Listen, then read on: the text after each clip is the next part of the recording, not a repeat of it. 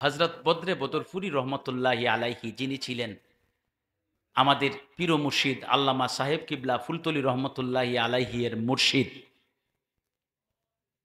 আমাদের পীর ও মুর্শিদ সাহেব কিবলা ফুলতলি রহমতুল্লাহি আলাইহি যে মুর্শিদের সহবত পেয়ে পৃথিবীর বুকে অমর এক মহাপুরুষ হিসাবে এখনো সকলের অন্তরে অন্তরে বেঁচে আছেন। যদিও জকিগঞ্জের জমিনে ঘুমিয়ে আছেন, সকলের মনের মণিকূটায় জিন্দা রয়েছেন। এই আমাদের পীর মুর্শিদ যে মুর্শিদের সহবতে আল্লাহর মুকাররব হতে পেরেছেন, চান্দগ্রামের আব্দেবাড়ি বড় হাফিজ সাহেব কিবলা, বড় হাফিজ সাহেব হুজুর সেই বদরপুরি সাহেব কিবলার সহবতে থেকে এই বেলায়েতি হাসিল করেছেন এবং সকলের এই জমিনের মধ্যে সম্মানিত হয়েছেন। নিহি দো জাহাঁ মে মিসালে মোহাম্মদ, জমালে খুদা গে কমালে মোহাম্মদ, বলগল উলা বিকমালিহি কশফত দুজা বিজমালিহি, হসনত জমিউ খিসালিহি, সল্লু আলাইহি লা ইলাহা ইল্লাল্লাহু মুহাম্মাদুর রাসূলুল্লাহ সাল্লাল্লাহু আলাইহি ওয়াসাল্লাম। ঐতিহ্যবাহী আব্দেবাড়ি রহমতুল্লাহি আলাইহি হুফাজুল কোরআন বোর্ড বাংলাদেশ কর্তৃক আয়োজিত চান্দগ্রাম বড় হাফিজ সাহেবের পবিত্র মাজার সংলগ্ন আজ এই হল রুমের আজকের এই আজিমশান মাহফিলের নেহায়েত কাবিল এহতারাম সাহেবে সদর সদর মাহতারাম, যে নবীজির উত্তরাধিকার হিসাবে আমরা উলামায়ে কেরামদেরকে পেয়েছি, যে নবীজির উসিলায় কোরআনের মাধ্যমে কোরআনের খেদমতগার খাদিমদেরকে আমরা পেয়েছি, আর আজ পর্যন্ত এই কোরআনের খাদিম যারা জীবনভর কোরআন শরীফের খেদমত করেছেন, নিজে হিফজ করেছেন, শত শত ছাত্রদেরকে হিফজ করিয়েছেন এবং আল্লাহর কালাম আসমানি কিতাব মহাগ্রন্থ আল কোরআনকে এই দুনিয়ার বুকে দুনিয়ার জমিনে জিন্দা রেখে গেছেন। আল্লাহর ওলিদের মাধ্যমে এটা জিন্দা রয়েছে, খাদিমদের মাধ্যমে জিন্দা রয়েছে। আমরা সেই খাদিমদের উত্তরসূরি, উত্তরাধিকার, তাদের উত্তরাধিকার। আমার একটা বিশ্বাস কি, এই চান্দগ্রামের ভাত খেয়ে আমি বড় হয়েছি, চান্দগ্রামের জমিনে আমি ছিলাম, এখানে লেখাপড়া করেছি, এখানের ইতিহাস, ঐতিহ্য, কৃষ্টি, কালচার, এখানের তরুণ যুবক মুরব্বিয়ানে কেরামদের ভালোবাসা এবং শুকুরগুজারি আমি দেখেছি। আমি বক্তব্য দেব না, ওয়াজও করব না, আজকে একটি কথা শুধু বলবো। যখন আমি এখানে 1993 ইংরেজি সনের শেষ সময় থেকে 2004 সাল পর্যন্ত ছিলাম, এই সময়ব্যাপী আমি দেখেছি চান্দগ্রামের যারা তখনকার সময়ের আমাদের ফ্রেন্ড বন্ধু ছিলেন, তারা তো আসেনি, আর মুরব্বিয়ানে কেরাম যারা ছিলেন অনেকেই নাই। আমার চাচা জানের বড় ভাই যান, তিনি ছিলেন,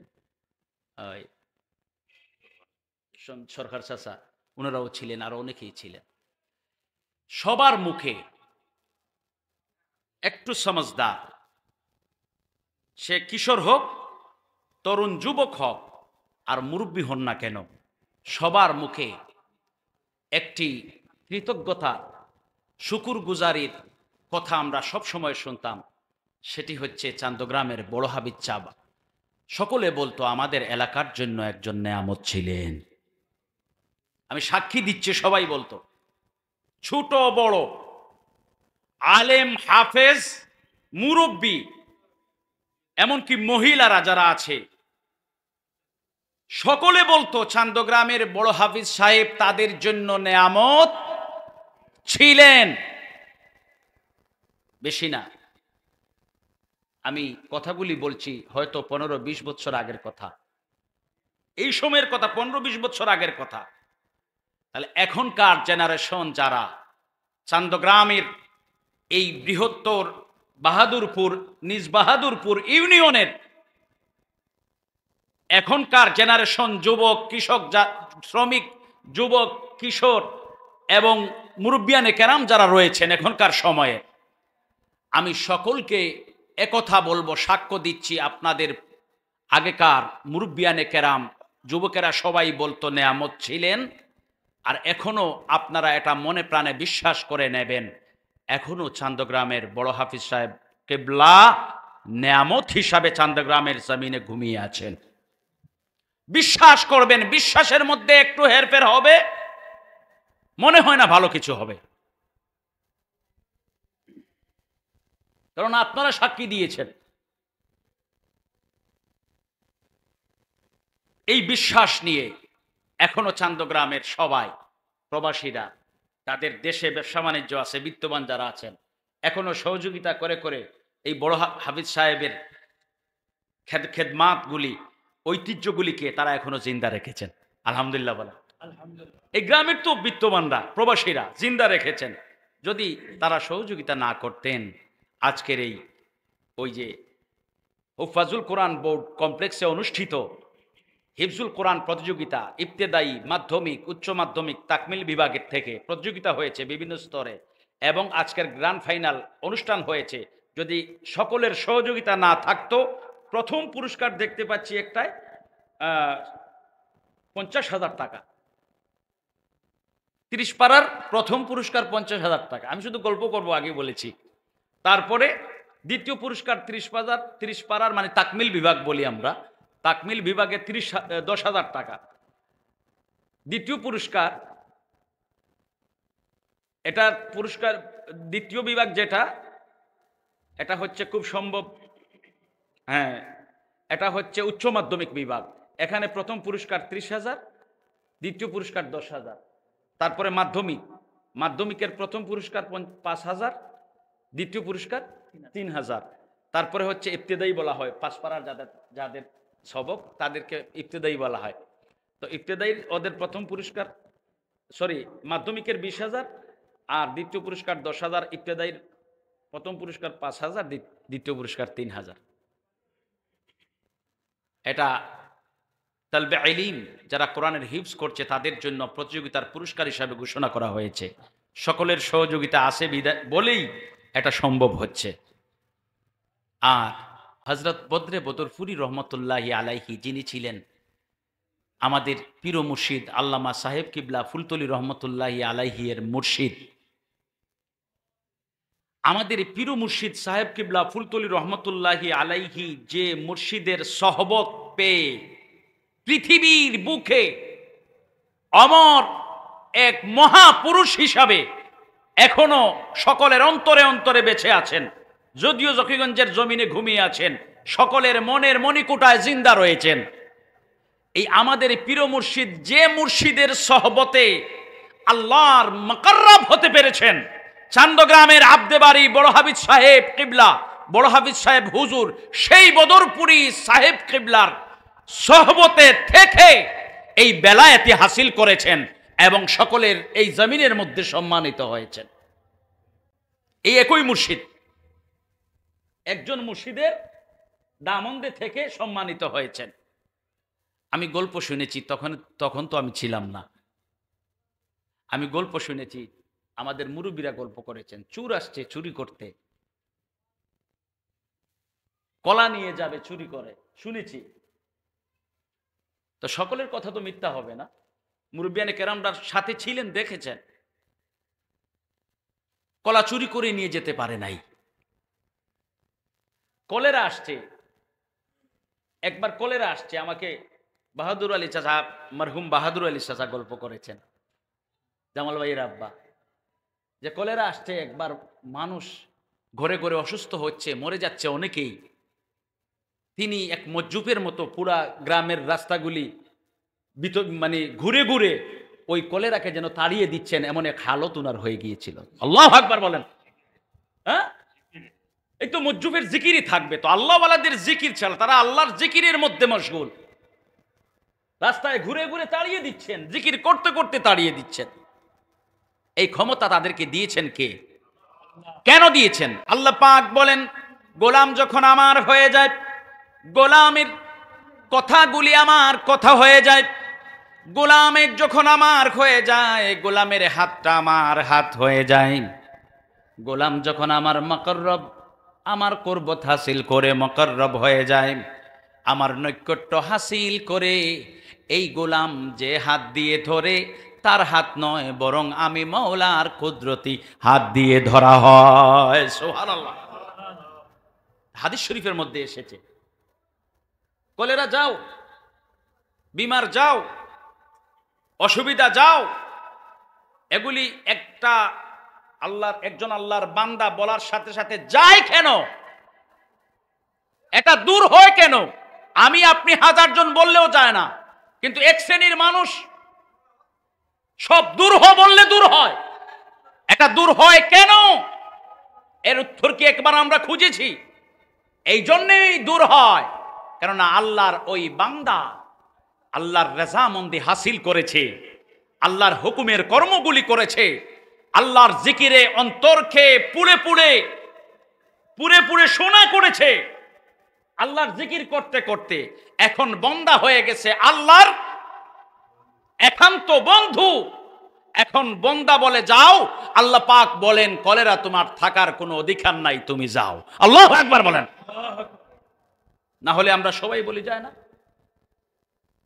চান্দগ্রামবাসী খুশনসিবওয়ালা, ভাগ্যবান, আল্লাহর ওলিদের বিচরণ তো এমনি হয়েছে এই এলাকায়, আর আল্লাহর ওলি একজনকে পেয়ে গেছেন। আল্লাহু আকবার বলেন। আরেকজন আছেন দেওয়ান শাহ রহমতুল্লাহি আলাইহি, 360 আউলিয়ার সঙ্গী আরেকজন খুশনসিবওয়ালা। আসুন আমরা আউলিয়ায়ে কেরামদের মহব্বতের ভিতরে থাকি। আরেকটা কথা হচ্ছে, এখন চান্দগ্রামের নৌজওয়ান ভাইয়েরা যারা আছেন, বাড়িতে থাকলেও আমার কথা শুনেন, আমি আপনাদের বন্ধু, কিন্তু এখানেই আমার মানে ছোটবেলা থেকে বড় হওয়া, বাল্যকালকে অতিবাহিত করা, সকলকে বলছি, আপনাদের পূর্বপুরুষ যারা ছিলেন, যারা আছেন বাড়িতে, একটু জিজ্ঞেস করবেন 70-80 বছরের মুরব্বীদেরকে, আর যারা নাই, অনেকের বাবা মা ইন্তেকাল করেছেন, আপনাদের পূর্বপুরুষরা কখনো বড় হাফিজ সাহেব কিবলার অবদানকে অস্বীকার করেন নাই। আমি সাক্ষ্য দিচ্ছি, অস্বীকার করেন নাই। আর মা বাবা মারা যাওয়ার পরে নবীজির কাছে এসে একজন সাহাবী এসে বললেন, ইয়া রাসূলুল্লাহ, আমার তো আম্মা ইন্তেকাল করেছেন, আমি কি করব? আরেকজন এসে বলেন, ইয়া রাসূলুল্লাহ, আমার তো আব্বা ইন্তেকাল করেছেন, আমি কি করব? এই দুইটা সংক্ষেপে বলছি। নবীজি মা ইন্তেকাল করেছেন যিনি বলেছেন, উনাকে বললেন, তুমি তোমার মায়ের জন্য সদকা করবা, তোমার মন চায়, তাইলে একটা কূপ খনন করে দাও, কুয়া, যেখান থেকে পানি নিয়ে মানুষ পানি পান করবে, আর এটা সদকায়ে জারিয়া হয়ে যাবে। আরেকজন জিজ্ঞেস করেছিল যে, আমার তো বাবা ইন্তেকাল করেছেন, আমার এখন কি করণীয়, বাবার জন্য আমি কি করতে পারি? তখন নবীজি সাল্লাল্লাহু আলাইহি ওয়াসাল্লাম বলেছেন যে, তোমার বাবার দুস্থ আহবাব, বন্ধু, যাদেরকে তোমার বাবা মহব্বত করতেন, যাদের সাথে তোমার বাবার তাল্লুক ছিল, সম্পর্ক ছিল, তুমি তোমার বাবার সাথে সম্পর্কিত মানুষ যারা রয়েছে তাদের সাথে নেক সুলুক করো, সুন্দর ব্যবহার করো, তাদের মেহমানদারি করো। সুবহানাল্লাহ বলেন। তো আমাদের পূর্বপুরুষগণ চলে গেছেন বড় হাফিজ সাহেব কিবলার সোহবতে থেকে, এজন্য আমরাও আসি না নাই?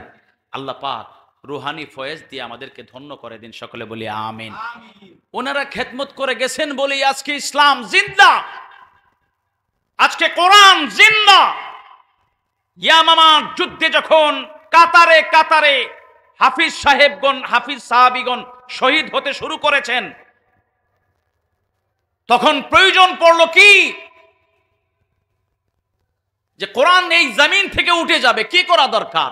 বাকি হাফিজ সাহেবরা যারা জিন্দা আছেন ওনাদেরকে ডাকো, ওনাদের সিনা থেকে কোরআন বের করে নিয়ে আসো, আর ওই কোরআন আবার জমিনে জিন্দা থাকবে।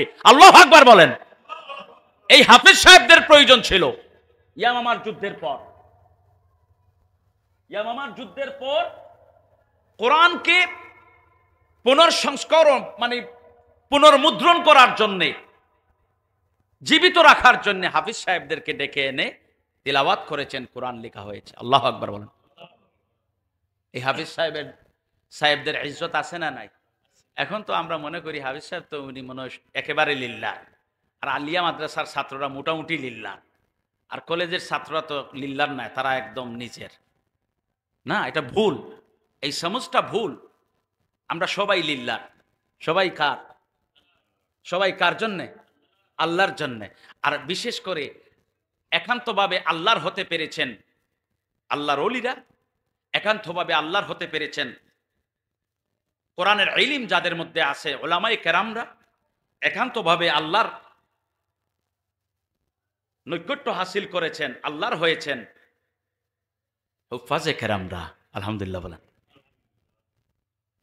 কেন একটা হরফ তিলাওয়াত করে একজন হাফেজ হোক আর আলেম হোক, যখনই আল্লাহর কালাম থেকে একটা হরফ তিলাওয়াত করে, আল্লাহর হাবিব সরকারে দো আলম ইরশাদ করেন, মান কারা হারফাম মিন কিতাবিল্লাহ ফালাহু বিহি হাসানা ওয়াল হাসানাতু বিআশরি আমসালিহা লা কুলু আলিফ লাম মিম হারফুন ওয়ালাকিন আলিফুন হারফুন ওয়া লামুন হারফুন ওয়া মিমুন হারফুন। আল্লাহর নবী ইরশাদ করছেন, আল্লাহর কালাম থেকে আল্লাহর কোন গোলাম যখন একটা হরফ তিলাওয়াত করে, ফালাহু বিহি হাসানা, তার আমলনামার মধ্যে আল্লাহ পাক রব্বুল আলামিন কল্যাণ লিপিবদ্ধ করে দেন, তার ভাগ্যের মধ্যে আল্লাহ পাক বালাই নসিব করেন, তার চরিত্রের মধ্যে আল্লাহ পাক রব্বুল আলামিন বরকত দিয়ে দেন। হাসানার অর্থ এতগুলি, আরো আছে। হাসানার অর্থ আরো অনেক আছে। একটা হরফ তিলাওয়াত করেছে, ফালাহু বিহি হাসানা বলেছেন, প্রথমে অনেক ব্যাপক অর্থ এটা। তারপরে আল্লাহ পাক রব্বুল আলামিনের পেয়ারা হাবিব বলেন, এই হাসানার একটা নমুনা মাত্র পড়ে নবীজি বলেছেন, হাসানার ধরনটা হলো এমন, ওয়াল হাসানাতু বিআশরি আমসালিহা, একটা হরফ পড়লো 10টা সওয়াব আল্লাহ পাক আমলনামার মধ্যে দিয়ে দেন। আবার নবীজি বলছেন, যুক্ত অক্ষর এগুলির মধ্যে প্রত্যেকটাকে একটা অক্ষর ধরা হবে না, আলাদা আলাদা অক্ষরগুলিকে, যুক্ত শব্দ যেগুলি রয়েছে শব্দকে অক্ষর ধরা হবে না, প্রতিটি অক্ষরকে আলাদা আলাদা অক্ষর ধরা হবে।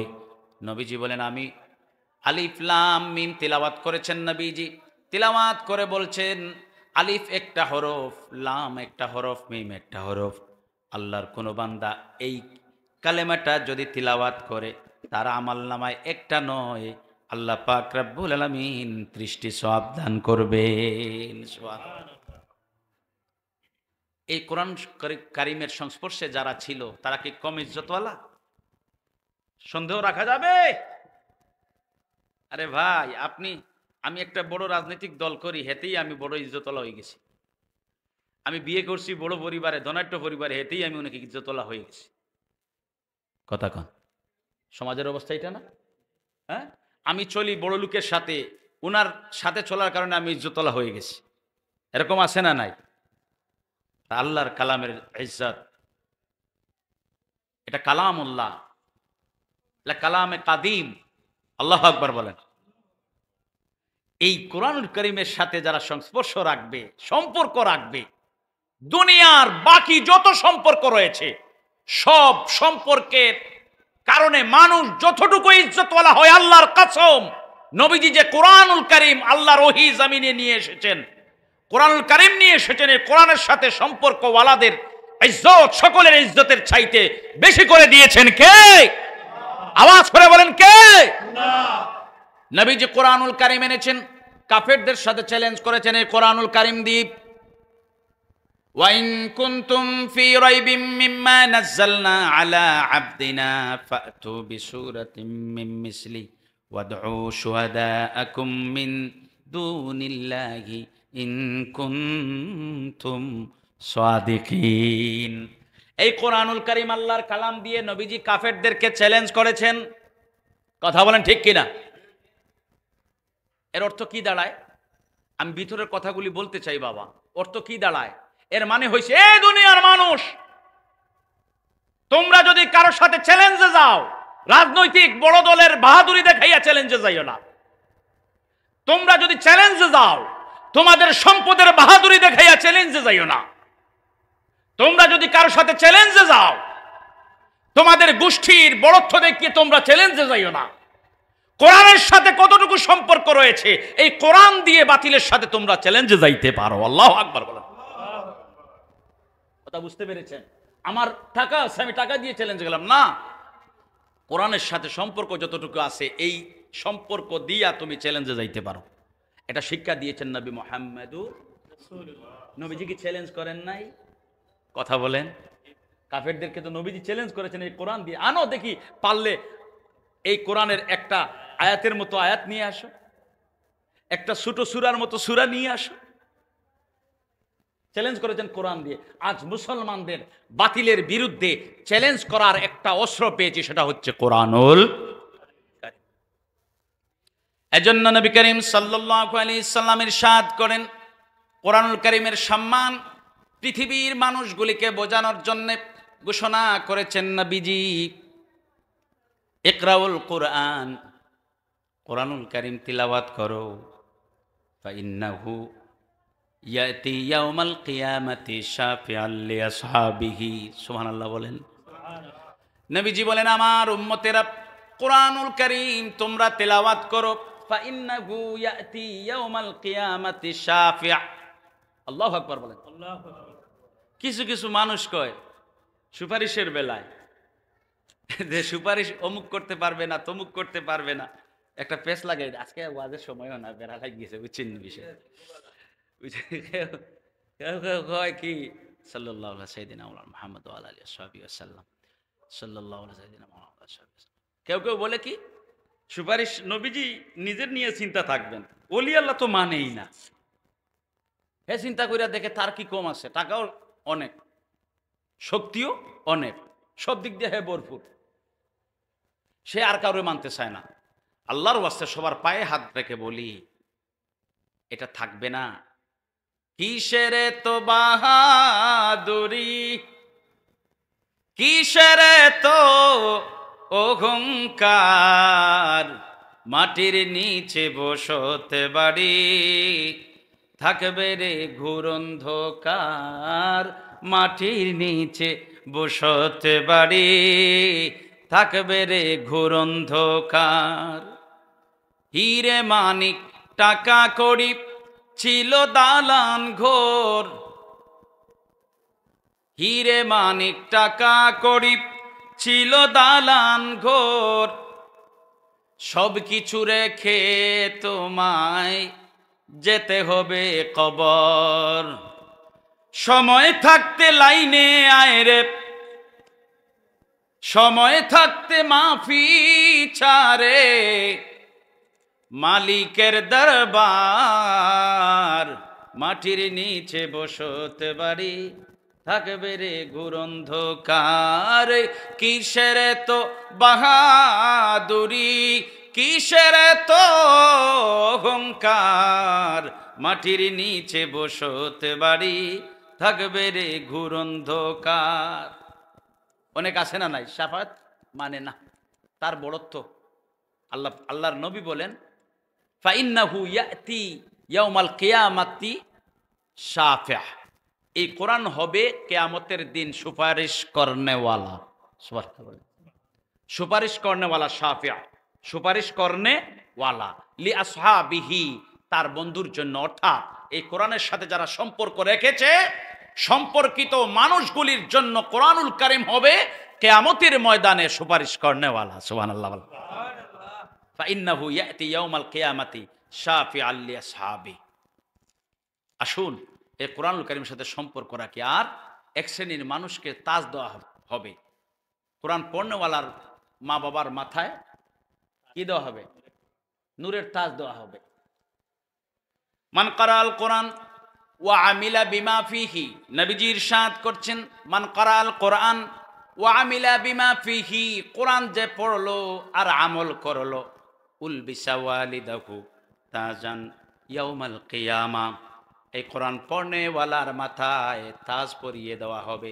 কোরআন পড়নেওয়ালার, আমল করনেওয়ালার মা বাবার মাথায় তাজ দেওয়া হবে। ওয়ালিদাহু, বাবার মাথায় তাজ দেওয়া হবে।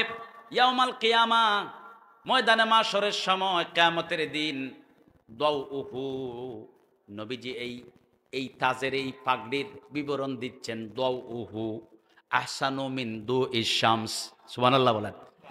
এটা এমন এক পাগড়ি, দুনিয়ার পাগড়ি যদি, দুনিয়ার সব পাগড়িতে যদি একটা কামরাও আলোকিত না হয়, কারো কিচ্ছু বলার নাই, এই পাগড়ির শান আলোচনা করার কিছুই নাই। পাগড়ি সুন্নাত, পাগড়ি সম্মানিত, এখানেই বয়ান শেষ হয়ে যায়, কথা শেষ হয়ে যায়। কিন্তু এই কোরআনুল কারীম পড়নেওয়ালা, আমল করনেওয়ালার বিষয়ে নবীজি বলেন, তাদের বাবার মাথায় নূরের তাজ দেওয়া হবে। আর এই নূরের তাজের আলো হবে এমন, আসমানের সূর্যের আলোর চাইতে বাবার মাথার চাঁদ, এই পাগড়ির আলো বেশি হবে। সুবহানাল্লাহ। দাউহু আহসানু মিন দুইশ শামস, এই তাজের আলো সূর্যের আলোর চাইতেও বেশি হবে।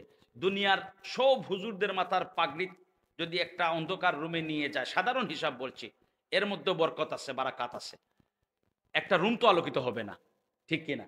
স্বাভাবিক এই আলো দেখা যায় না। কোরআন পড়নেওয়ালার বাবার মাথায় ময়দানে মাশরে যে টুপি দেওয়া হবে, সেই টুপির আলো সূর্যের আলোর চাইতে বেশি হবে। এখন প্রশ্ন হলো, একটা বিষয় বুঝার দরকার, তখন সূর্য থাকবে মাথার আধ উপরে, কয়া আধ উপরে থাকবে সূর্য। এখনকার সূর্যের আলো যেটা দেখতে পাচ্ছেন কোটি কোটি মাইল দূরে, তখন এর আলো কম থাকবে না বেশি থাকবে? বেশি থাকবে। নবীজি বলছেন, কিয়ামতের ময়দানের সূর্যের আলোর চাইতে কোরআন পড়নেওয়ালার বাবার মাথার পাগড়ি বা টুপি বা তাজের আলো বেশি। আল্লাহু আকবার বলেন। আসুন আমরা আল্লাহর ওলির সহবতে, যদি কোনো বেয়াদবি করি আল্লাহ পাক মাফ করে দেন, আল্লাহর কাছে ক্ষমা চাই, সহবতে থাকি। আমাদের জীবন তো একটাই, শেষ হয়ে গেলে তো আর দুনিয়ার জীবন তো নাই, আরেকটা জীবন শুরু হবে, আলমে বরজখে। আলমে বরজখের ৪র্থ নম্বর জীবন শুরু হবে।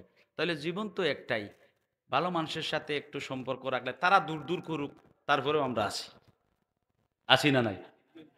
হ্যাঁ, আল্লাহ পাক আমাদের এই মনের তামান্না, মনের এই সিদ্ধান্তগুলিকে কবুল করেন, সকলে বলে আমিন।